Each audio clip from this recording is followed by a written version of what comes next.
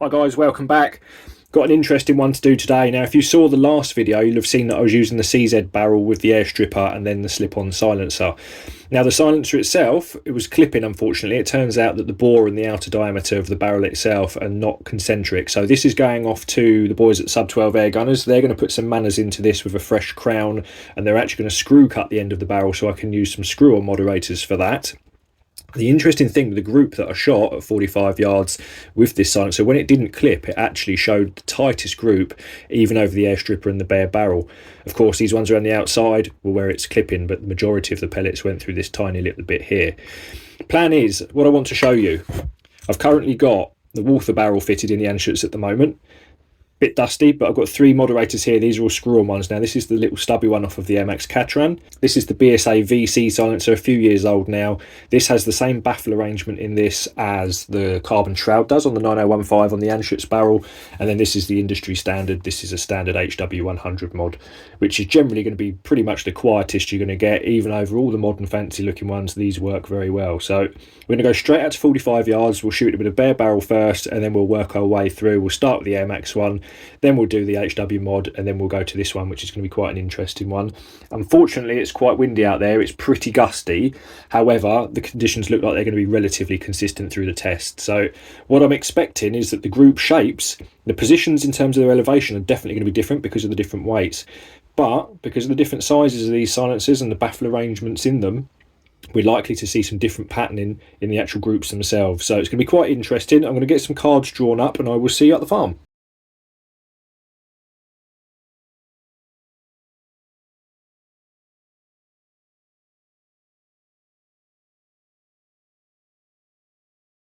Right, we're going to go straight out to 45. I've just quickly zeroed it at 25 yards, pulled that onto zero, a lot quicker than it was to get the CZ barrel onto zero with the JSB exact shorts. Right, so that's where we are. Target's across the yard now. It's fairly windy today. We've probably got 7 or 8 mile an hour winds, maybe a bit more. Just going to back you back off. I've also now, to save me running back and forwards, I've got the other phone set up with the Wi-Fi on to control the GoPro, because obviously I'm running back and forwards all the time. Currently my heart rate's around 98 beats per minute, which is fairly normal when I've got the camera on. My normal resting heart rate's somewhere around 60-ish, 63. As soon as the camera goes on, suddenly the heart rate goes up. Flying back and forwards, turning the cameras on and off, not really great for being accurate. I want to get that pulse rate down as much as possible. So that phone there is going to control the GoPro. Hopefully the footage will work from that. So I'm going to put the little wind flag out as well so you can see what the wind's doing. I've got the bare barrel on there at the moment. Just got the silencer adapter on the end there, so it will add a tiny little bit of weight to the end of the barrel. However, we're just going to run 10 straight through just to give us a baseline for 45 yards, and then we'll work our way through the silencers. So let's get these done. Right, okay, so at the moment, the old heart rate, what are we doing? We're on 96 beats per minute, which is not great, but at least I haven't got to leg it back up and down. So hopefully this will work. I think the GoPro's now recording. Okay, so we've got 10 JSB shorts. Bare barrel, as you can see, just with the silencer adapter on there now. Hopefully you can see the wind flag in the top left there. It's swirling around. Between me and the target, it's a bit more exposed than where I am now and where the target is. So the wind's doing a little bit of a swirl around in the middle here, but hopefully this should just give us a baseline. All I've done is adjust the focus to 45 yards. I'm going to use the 25-yard aim point at the top of the card. Right, perfectly on the centre line, just a tiny little bit to the left. Nothing unusual there. Although that one came in a little bit higher then. Oh, the second and the third ones of those have literally gone through the same hole. That's pretty good. I don't think you'll see, but it'd be cool to show you what's going on the phone. You can see my pellet strikes on there as well as I can through the scope. Well, that one came in lower like the other one did, so I've got 4 pellets in 2 distinct little groups at the moment. Oh, okay, and that one's gone back through the slightly higher of the 2 impact points on the card. Wind's picking up again. It's strange because I've got 4 now through that exact top hole, which is probably well under a ½ an inch across, and then we've got a little bit of a scattering around them. Heart rate 100 beats per minute. Trying my best to bring it down, breathing. This is what you have to deal with when you're filming yourself. It's a lot trickier than you'd imagine. And it's not ideal. I need to really have my left leg cocked up a little bit to get the old heart off the deck as well. But that's really uncomfortable on the right shoulder, so I have to lay a lot flatter than is really ideal, but we'll make do. Right, that's the 10 of those. Let's see if...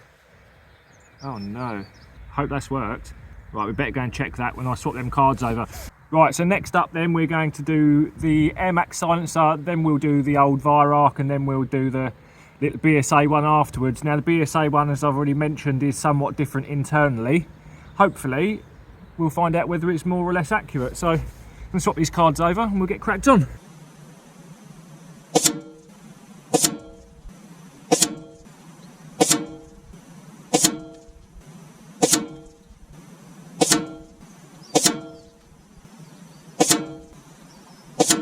It's pretty cool being able to use the phone to turn the GoPro on and off. I've just swapped the cards over.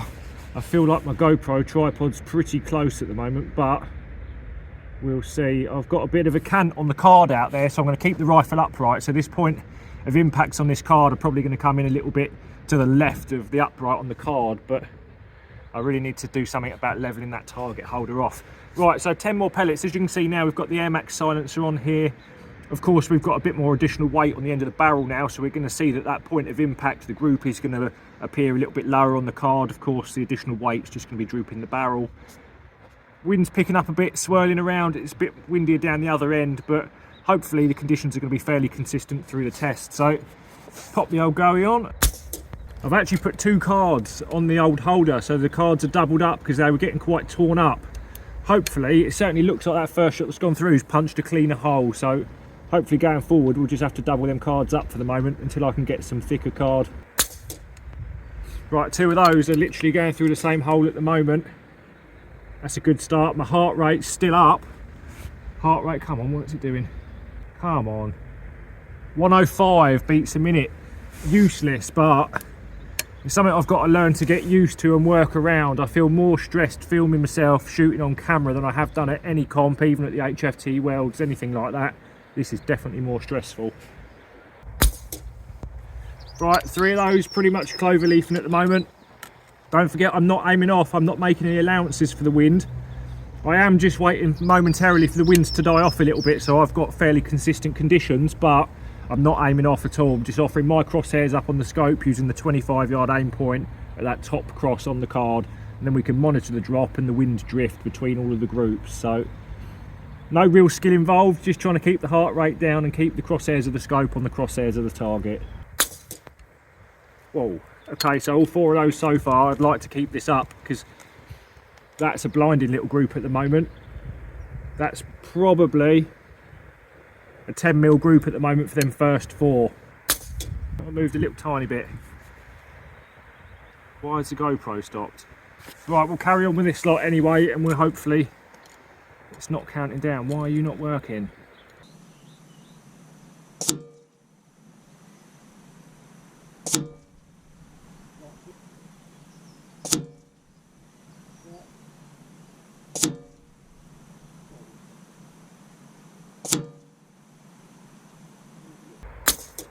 Nice, right, they're all going through the same hole at the moment. This is quite impressive.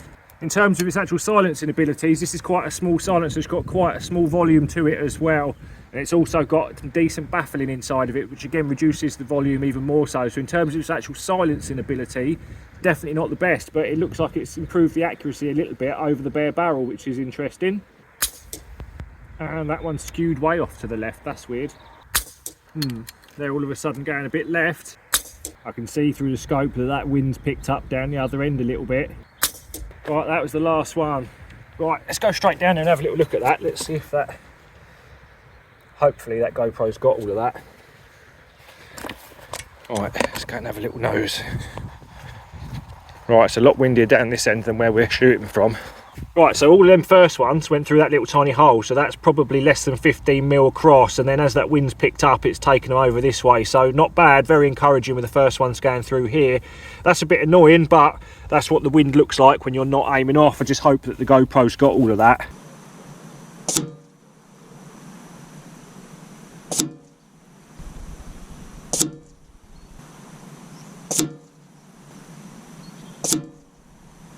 Oh, this is an absolute nightmare. Right, I'm gonna have to go and check the GoPro out. Right, hopefully we're working again. It somehow lost signal between the two. Let's get that on. Heart rate, what we're doing now.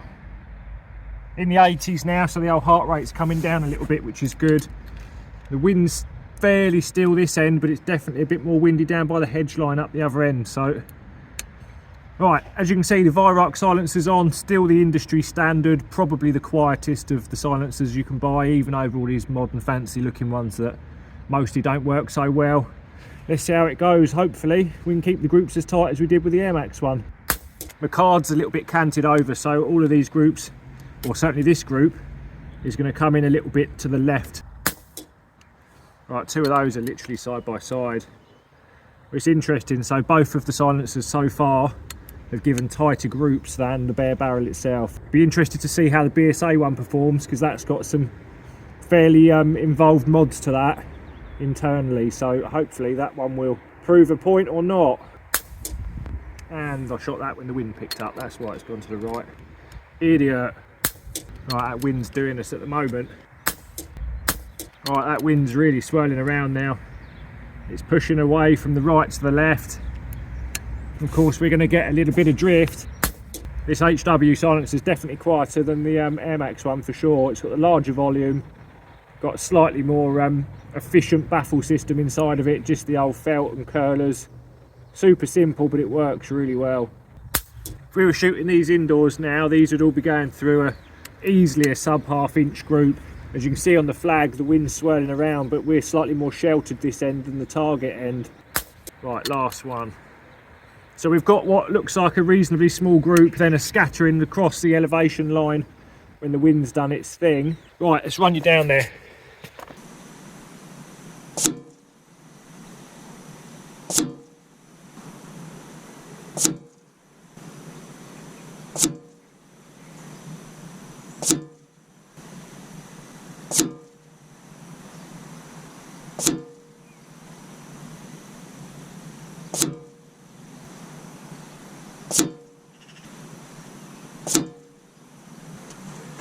What are you doing? Right, so that's what we've got here then. The majority of that group, that's probably 20 mil across, and then we've got a couple here where the wind was doing its thing. Overall not too bad considering the conditions. Of course, don't forget, I'm just putting my 25-yard aim point here, letting the wind do its thing. The fact that these are largely on the same elevation line is always encouraging. If we were shooting these indoors, we'd probably have a hole, maybe, I don't know, sub ½ inch easily, so quite happy with that. I'm going to swap over to the BSA one now. This BSA one's going to be an interesting test. It follows the same principles of the shroud that's on the Anschutz barrel that I normally use in the 9015. So I'll get it all swapped over and we'll see how it goes. Right, silencers are swapped over. Certainly be interesting to see how it goes. The old heart rate's still up. I'm still on about 90 beats per minute at the moment. In fact, I'm lying, it's 112, 111, so really high. Luckily, shooting off the bipod and the monopod, I'm putting very little input into the rifle itself, but I've got to be super careful to actually even keep this on the 0, so we'll see how we go. So a little tiny bit more drop. Now this is the heaviest silencer of the lot. Not as quiet as the HW anywhere near, but it's actually quieter than the Airmaks one. Right, two of those are through the same hole.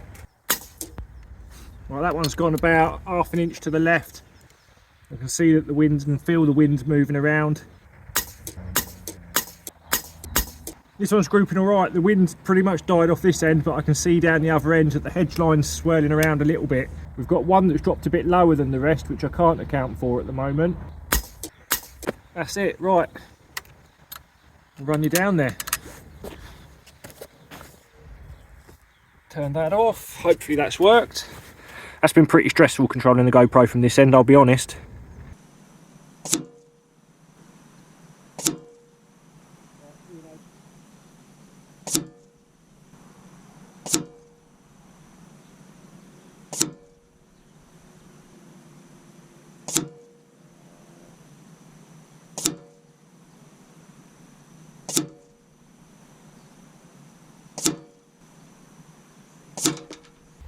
Not sure quite what happened to this one, but again, you can see here they're all on much the same elevation line.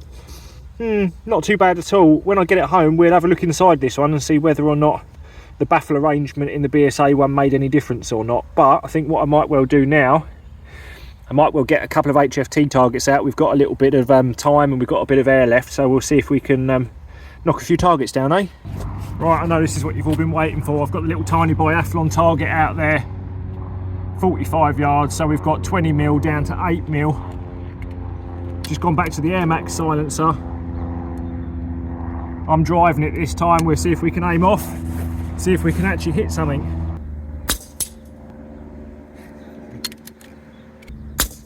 Oh, bollocks.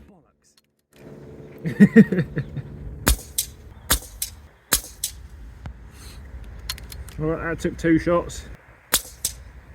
Oh, split it. Don't give it too much. So it's really strange using such high magnification. I keep overestimating everything. It's a bit of a peculiar one. It's interesting, using this high magnification like this, I'm on 25 mag. I'd normally be shooting on around 10 mag, 9.5 to 10 on HFT course. I've got a much sort of narrower sort of field of view, if you like. I can't see what's going on. I can't really judge anything around the target. So it makes it a lot harder when you're actually having to aim off for the wind. When you've got a lower mag scope, regardless of how wide that image is, especially with something with a shorter eye relief like a CP, you get a really good sight picture. You can see what's going on around your target. Very useful information. At the moment, all I've got is a wind flag out the corner of my eye, and the breeze on my face is what I'm working from. Oh, that's the 8mm. Split it a pellet's width to the left. 8mm at 45 yards. It's pretty tricky. I'm not using the monopod either. I've got the actual rear end of the gun supported by my hand. We'll be here all day at this rate. What's the heart rate doing? 99 beats a minute at the moment, trying to get these shot. Useless.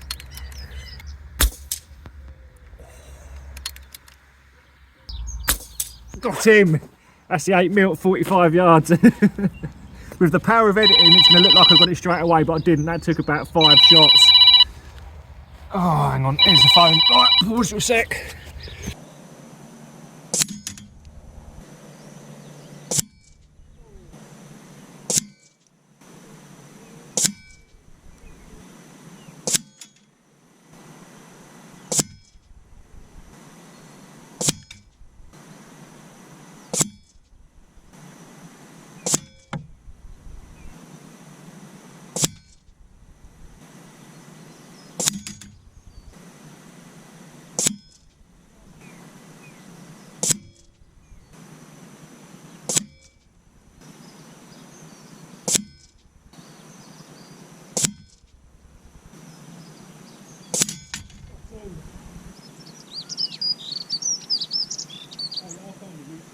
Right, that was quite fun. That inch target out at 45 yards in this breeze is no bother at all. When you get down to the 8 and 10 millers, they're pretty tricky. Heart rate's still up, but quite enjoyed that actually. So I'll get these cards back home and I'll see you there.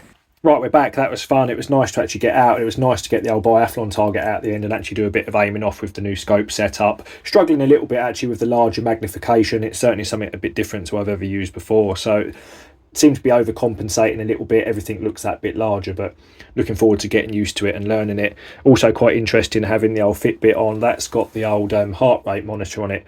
Surprising actually how high my heart rate gets, especially when I'm filming. It's a lot more stressful than I ever anticipated it would be.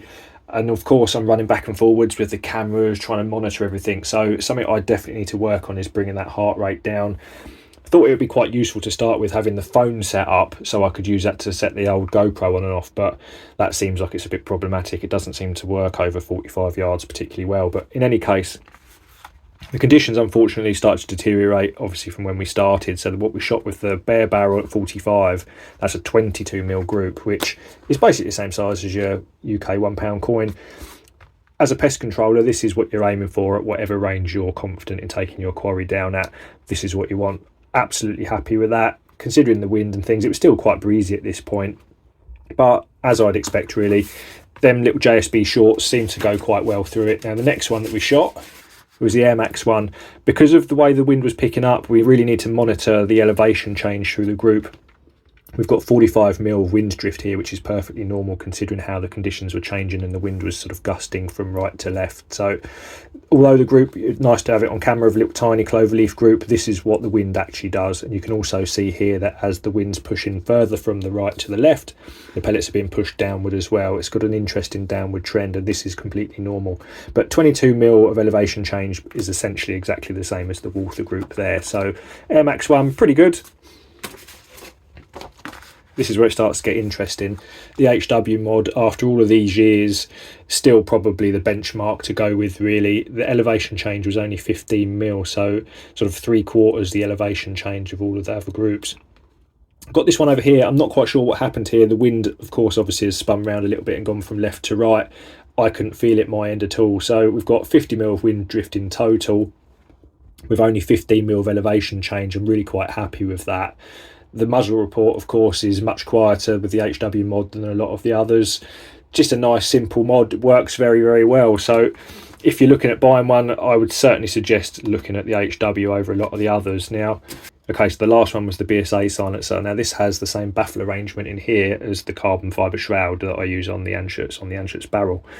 That shot the worst group of the day at 28 mil. Now, most of that is in elevation change. We've got sort of 26 mil of elevation change here and a little bit of drift. So not too bad, really. My heart rate was well up at the time, but I would have expected better. Now,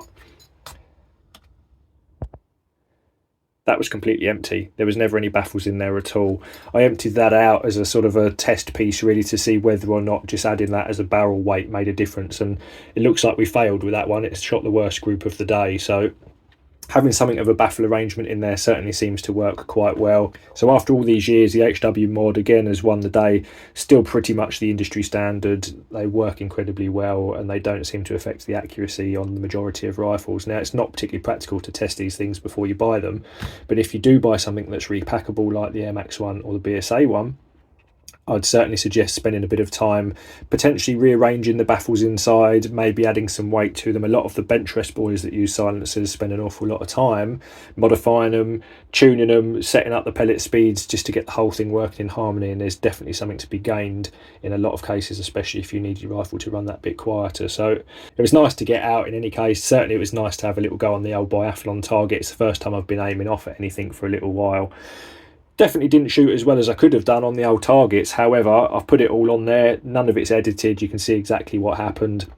That little target in the middle of the Biathlon one's actually 3/8 across, so tiny little target for 45 yards, especially in that breeze. It was definitely fun. I think that'll do it for this one, guys. I will catch you in the next one.